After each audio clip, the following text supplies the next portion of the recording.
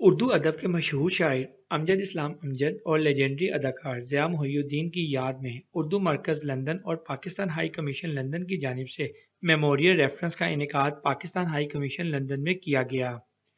اس یادگاری reference میں مختلف شعبۂ ہائے زندگی سے تعلق رکھنے والی برٹش پاکستانی کمیونٹی کی ایک بہت بڑی تعداد نے شرکت کی۔ اس تقریب کے مہمان خصوصی ہائی کمشنر معظم احمد خان تھے۔ میموریل ریفرنس سے خطاب میں انہوں نے امجد اسلام امجد اور ضیاء محی الدین کو ادبی اور ثقافتی آئیکن قرار دیا، جنہوں نے دنیا بھر میں پاکستانی ثقافت اور زبان کو فروغ دیا۔ انہوں نے کہا کہ پاکستان کے ثقافتی ورثے کو فروغ دینے کی ان کی میراث کو آگے بڑھانا ان دونوں شخصیات کو خراج عقیدت پیش کرنے کا بہترین طریقہ ہے۔ ہائی کمشنر نے کہا کہ ان کے انتقال سے فن اور ادب کی دنیا میں ایک بہت بڑا خلا پیدا ہوا ہے جو ہمیشہ رہے گا۔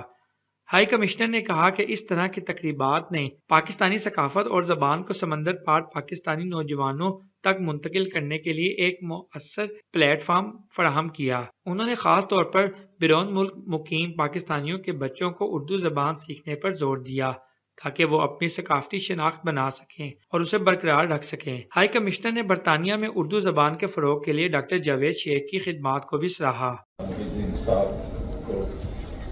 خراج عقیدت پیش کرتے ہیں، لیکن اصل مقصد ایکچولی ان کی زندگیوں کو سیلیبریٹ کرنا ہے۔ میں ہمیشہ سمجھتا ہوں کہ اگر کسی کو آپ نے ٹریبیوٹ دینا ہے تو اس کا بیسٹ جو صحیح طریقہ جسے کہتے ہیں وہ یہ ہے کہ ان کے اس مشن کو آگے لے کے جائیں۔ مقررین نے دونوں شخصیات کو اپنے اپنے شعبوں میں غیر معمولی خدمات پر زبردست خراج عقیدت پیش کیا۔ انہوں نے پاکستان کے ادبی اور ثقافتی ورثے کے فروغ کے لیے ان کی زندگی اور خدمات پر روشنی ڈالی۔ سامعین نے امجد اسلام امجد اور ضیاء محی الدین کے ساتھ اپنی وابستگی کی دلکش یادیں بھی تازہ کی، کیونکہ دونوں برطانیہ میں باقاعدگی سے آتے رہتے تھے۔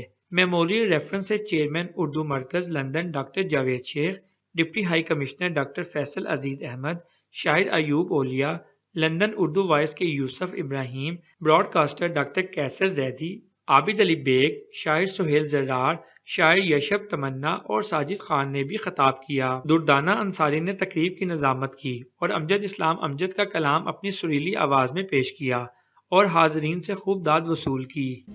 شور تھا میری بات بیچ میں رہ گئی، نہ میں کہہ سکا نہ تو سن سکا، میری بات بیچ میں رہ گئی، تیرے ارد گرد وہ شور تھا،